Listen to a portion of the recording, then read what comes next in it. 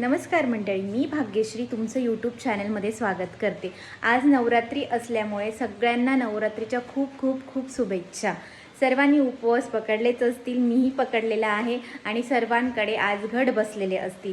मीही आता घट बसवते आहे आणि देवीचं आगमन करणार आहे। तर सर्वांनी हा व्हिडिओ खूप लाईक करा, शेअर करा आणि कमेंट्स करा। चला मग आपण लवकरच घट बसवायला सुरुवात करू।